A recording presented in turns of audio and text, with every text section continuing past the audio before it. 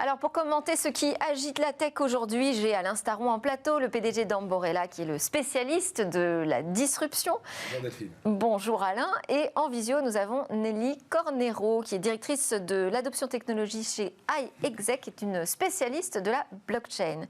Et puis on a un troisième invité spécial, on va le prendre tout de suite d'ailleurs par téléphone, Jérôme Billois, expert cybersécurité chez Wavestone, qui va nous expliquer pourquoi cette faille Log4Shell sème la panique en ce moment. Bonjour Jérôme. Bonjour. On ne vous voit pas, on vous entend très bien en revanche.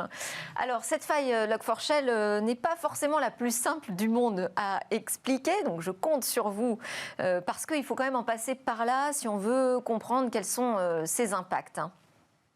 Tout à fait. Alors c'est une faille de sécurité qui a été découverte et rendue publique en tout cas en fin de semaine dernière. C'est une faille qui touche un des composants assez cachés des systèmes d'information. Je dirais que c'est de la tuyauterie, voire de la tuyauterie tout au fond des applications. C'est ce qui va garder une trace de comment l'application fonctionne, ce qu'on appelle les journaux. C'est-à-dire que quand vous allez cliquer quelque part dans une application, entrer votre nom dans un formulaire, eh bien, il y a tout au fond de l'application quelque chose qui va garder une trace de ce qui s'est passé pour pouvoir l'analyser a posteriori, trouver des erreurs, etc. C'est un composant technique ultra classique qui est dans tous les systèmes. Le problème, c'est qu'une faille a été trouvée dans ce composant qui permet de prendre la main sur le serveur qui contient l'application, ou en tout cas qui contient ces journaux. Pour vous faire une image assez simple, c'est une faille qui est extrêmement facile à utiliser. Elle tient en une seule ligne et on peut l'utiliser en une seule ligne. Et si je devais faire une analogie, c'est un peu comme, dans sa facilité d'exécution et dans ses effets, c'est un peu comme si vous aviez une maison avec une boîte aux lettres, vous avez un attaquant qui met un courrier dans la boîte aux lettres, juste ça, et ça ouvre la porte de la maison. Voilà un peu l'effet que ça peut avoir. Quel type de conséquences on peut craindre alors pour une découverte d'une faille aussi cruciale ? Alors, les conséquences, elles sont extrêmement larges. Et c'est même ce qui est aujourd'hui frappant, c'est que je pense qu'on n'a encore pas totalement les idées claires sur les conséquences. On pense évidemment aux serveurs web et à la capacité pour des attaquants à pouvoir accéder aux données personnelles qu'il y a dans les bases de données ou aux données de paiement, etc. On va aussi très rapidement penser aux opérateurs de ransomware, vous savez, ces attaques qui finalement bloquent les systèmes, volent des données, ils demandent des rançons derrière. C'est un super moyen pour eux d'entrer dans les systèmes des entreprises et de tout bloquer. Mais on peut même imaginer, il y a déjà des premiers cas qui remontent, des problèmes dans des objets connectés, des problèmes dans des logiciels de design 3D, enfin, tout peut être touché, c'est bien ça la difficulté. Mais pour l'instant, aucune attaque n'a été recensée, je crois, Jérôme Billois. Alors, on n'a pas vu d'attaque majeure avec des effets très forts, parce que tout le monde est en train de courir derrière la montre pour arriver à corriger finalement et à appliquer les correctifs. On voit par contre des tentatives extrêmement nombreuses, souvent automatisées, et plutôt dans un objectif à date, soit d'installer ce qu'on appelle des mineurs de Bitcoin, finalement pour voler entre guillemets la puissance informatique des victimes, pour leur faire réaliser des opérations et récupérer du Bitcoin derrière. On a vu les premières tentatives hier de groupes de ransomware. Donc voilà, on voit que les attaquants accélèrent aussi. Donc il faut arriver à compléter les actions de protection des systèmes. Oui, parce que le correctif a été publié, mais après, il y a tout le temps nécessaire pour l'appliquer, travailler sur les mises à jour. Et donc, en attendant, j'imagine que, en tant qu'expert de cybersécurité, vous surveillez cette faille comme le lait sur le feu. Merci beaucoup, Jérôme Billois, pour vos explications. Je rappelle que vous êtes expert cybersécurité chez Wavestone. Alors, tiens, je voulais vous voir si vous aviez une réaction là-dessus, quand même, Nelly Cornero, parce que on a évoqué le fait que cette faille puisse être utilisée, commence visiblement à être utilisée par des mineurs de Bitcoin. Alors oui, on a vu aussi un moment très important utilisé pour des comptes Google qui utilisaient c'est par exemple des mots de passe faciles à utiliser pour le minage de Bitcoin. Voilà, on voit comment aujourd'hui les cybercriminels ils comptent voilà sur ce type de failles pour justement profiter pour les minages des bitcoins. Bon, on continuera à suivre cette actualité évidemment dans Smart Tech. Alors, je voulais qu'on enchaîne avec une autre info. Il s'agit de Mercedes qui devance Tesla en obtenant une homologation pour son système de conduite autonome de niveau 3. Donc, ça veut dire qu'il ne nécessite plus forcément tout le temps, en permanence, l'attention du conducteur. Alain, je voulais vous faire réagir là-dessus. Oui, niveau 1, c'est on coexiste avec la voiture. Niveau 2, on peut enlever les mains. Niveau 3, on peut enlever l'œil. Et niveau 4, on enlève l'esprit. Et niveau 5, on enlève le volant. Donc on est bien au milieu du gué. Effectivement, Tesla fait machine arrière sur sa bêta autopilote niveau 3, parce qu'il s'est rendu compte que, comme il le dit lui-même, Elon Musk, la voiture fait des choses qu'on n'attend pas et qu'elle ne devrait pas faire. Donc, et en même temps, c'est normal, une bêta, ça veut dire que c'est pas prêt, donc il faut faire marche arrière. Du coup, Mercedes se retrouve en tête et même devant Audi qui, quand même, pousse aussi. Ce qui est intéressant, c'est que les Allemands, le gouvernement allemand a légiféré pour que ce soit possible tout de suite. Par ailleurs, le gouvernement allemand travaille sur les infrastructures, parce que les infrastructures peuvent aider en envoyant des signaux qui aident des voitures. Donc on se rend bien compte que l'Allemagne a décidé que, Allemagne, patrie de la voiture, s'il en est, a décidé que la voiture autonome, il en serait. Et donc peut-être qu'on verrait un constructeur allemand dépasser Tesla dans cette course à la voiture autonome. Absolument. Enfin, Mercedes, le premier. On est, alors, quand même... derrière tout ça, on le dit toujours... Est-ce que là, on est à un point de bascule ou pas, quoi? Non. Derrière tout ça, on est toujours sur le même sujet. Il faut beaucoup de données. Ouais. Et une intelligence artificielle n'apprend qu'à hauteur des données dont elle dispose. Et aujourd'hui, Tesla a 1 million de voitures qui apprennent tous les jours. Donc, autant Mercedes est probablement allé un peu plus vite sur la sécurité de son logiciel, c'est de ça dont on parle, autant quand on va rentrer dans les aspects pratiques, ça va être un peu compliqué, d'autant plus que la voiture autonome autorisée par le gouvernement allemand, elle va sur autoroute à moins de 60 km/h. Ouais, donc on est quand même dans un... En cas de fort trafic, parce que sinon, moins de 60 km/h sur l'autoroute, c'est rare. Oui, mais... donc et c'est limité en cas de fort trafic, puisque ça ne peut pas dépasser 60 à l'heure. Donc on se rend compte que c'est un use case extrêmement limité, pendant que Tesla lui dit, la voiture, elle vient vous chercher devant chez vous, elle vous emmène au bureau et elle va se garer. Et donc, dans ces moments où on se retrouve dans les bouchons à moins de 60 km/h sur l'autoroute, et bien là, on est autorisé à consulter ses mails. Absolument, c'est très très pratique. Et alors, pour comprendre ce qui peut se passer, parce que imaginons que quelque chose change, que la voiture ne sache pas gérer, et c'est la limite à 60 km/h, c'est que la loi donne 10 secondes au chauffeur pour reprendre la main, au conducteur. Donc, si jamais la voiture crie au secours, vous avez 10 secondes, ça veut dire que pendant 10 secondes, elle va être capable de gérer, d'où le fait qu'elle ne va pas trop vite. Et si vous ne gérez pas dans les 10 secondes, la voiture se met en mode arrêt. Elle clignote de partout, puis elle se pose et s'arrête. Bon, alors tout ça pour rassurer quand même les automobilistes, mais je ne sais pas si ce sera suffisant parce qu'on a eu une autre actualité à Paris dramatique, c'est un accident mortel, puisqu'on a appris que finalement il y avait eu 1 mort et 20 blessés, dont 3 qui sont encore en état grave. C'était samedi à Paris, un chauffeur de taxi G7 qui n'était pas en service, il était avec sa petite famille, qui visiblement dit qu'à un moment, il a perdu totalement le contrôle de sa Tesla. Et donc, voilà, catastrophe. Derrière, la compagnie de taxi G7 a décidé de suspendre le service de sa flotte Tesla, alors pas toutes, mais enfin en tout cas le modèle 3 qui est concerné. Et pour l'instant, on ne connaît pas vraiment les causes de cet accident. Tesla dit, parce que toutes les voitures Tesla sont connectées, dit que l'autopilote n'était pas enclenché. Bon, il faudra mener l'enquête et on va voir ce qui va se passer. Mais il semblerait que ce soit... Alors évidemment, quand on dit Tesla, on dit voiture autonome. Il semblerait qu'en l'espèce, ces deux nouvelles soient totalement décorrélées. Mercedes fait du niveau 3 et Tesla, sur une voiture qui visiblement n'était pas... Enfin, apparemment n'était pas en autopilote, a fait un accident extrêmement grave. Ça me rappelle...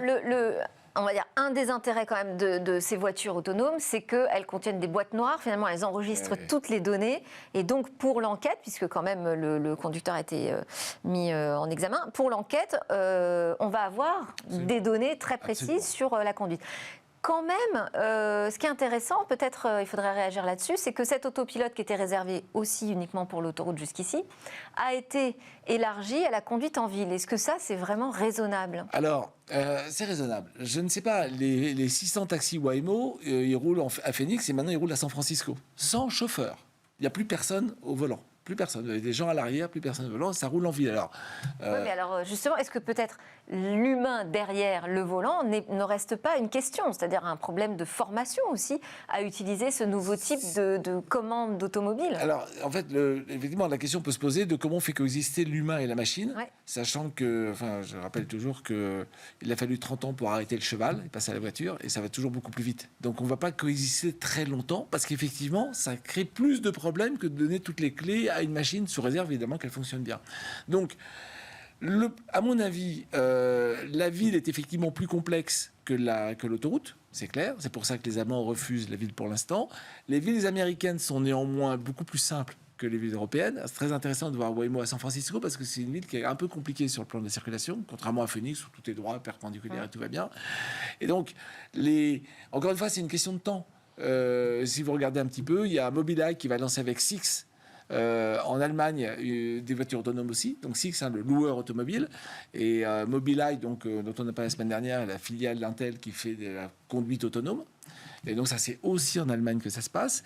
À Pékin, il y a 2 mois, ils ont lancé la même chose que Waymo, donc avec Baidu et Pony.ai. Donc deux boîtes chinoises, ils ont lancé une centaine de voitures autonomes. Et puis après, il y a d'autres projets, mais qui sont pour un peu plus loin. Et c'est maintenant que ça se passe. On va vers ça, mais enfin, Oui. quand même, quand on entend l'avocate du chauffeur qui nous dit qu'il a tout fait pour appuyer sur la pédale de frein, qui est restée bloquée, et parallèlement, la voiture s'est emballée et a roulé excessivement vite. Ça peut être un problème mécanique, mais est-ce que c'est lié à l'intelligence artificielle? Personne n'en sait rien. Sans mauvais jeu de mots, ça peut être aussi un coup de frein quand même au déploiement plus large de la voiture autonome en ville. Attention, l'accident d'Uber était vraiment un problème. Ouais. Parce que là, c'était le système automatique qui était en cause. Là, on n'en sait absolument rien. Ça me fait penser aux voitures. Et d'ailleurs, on n'en saura peut-être absolument rien au final, parce que ce sont des objets tellement complexes maintenant à analyser qu'on n'a pas forcément toutes les réponses. On l'a déjà vu. Ouais. Ouais, on l'a déjà vu, si, avec le système de cruise control, de régulateur de vitesse sur les Renault.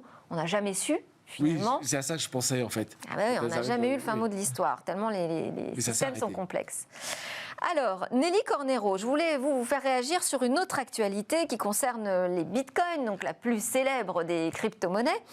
Et cette info qui nous dit que celui qui donc revendique être le créateur des bitcoins a gagné un procès à 50 milliards de dollars. Il s'agit de Craig Wright. Il est autoproclamé finalement créateur du bitcoin et il va pouvoir garder sa fortune parce qu'il était censé la partager avec un collègue qui depuis d'ailleurs a disparu, est décédé, qui serait vraiment à l'origine du bitcoin. Qu'est-ce que vous savez, vous? Comment vous interprétez cette affaire? Qu'est-ce que vous savez, vous, de la création du bitcoin?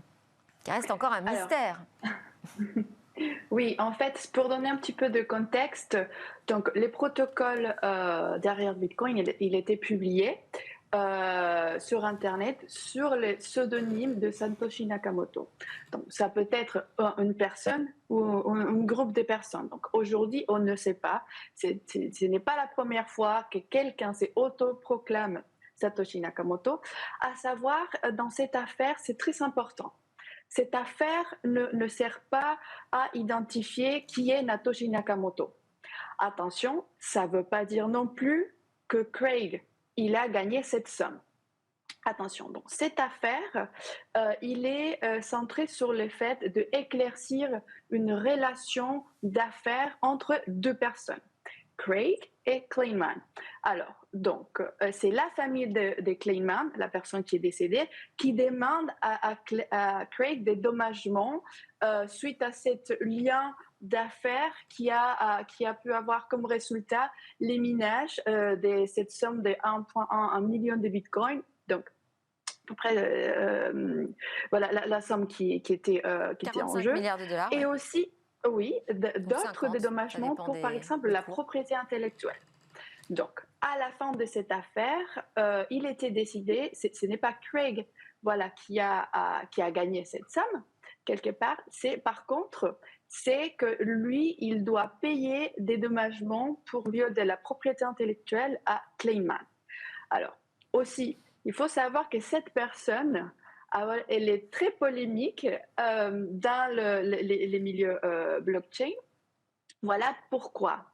Parce qu'à plusieurs reprises, la communauté a demandé une preuve de sa responsabilité derrière Bitcoin, notamment pour l'utilisation de cette somme de Bitcoin. Donc, il n'a jamais donné une vraie preuve qu'il a accès à ces Bitcoins qui étaient minés au début de Bitcoin. Donc, c'est pour ça aujourd'hui que la communauté est très sceptique par rapport à cette personne. Oui, donc en fait, cette affaire, ce procès ne règle pas le mystère. Hein. Il reste tout à fait entier. Et effectivement, alors il a l'autorisation de garder ses 1,1 million de bitcoins, mais il a aussi l'obligation de verser 100 millions de dollars pour viol de propriété intellectuelle à la famille donc de son collègue. Alors, autre info qui concerne les bitcoins, on apprend que 90% des bitcoins sont désormais minés. Il n'y en a plus que 10% finalement à miner. Ça représente à peu près 2 millions de bitcoins.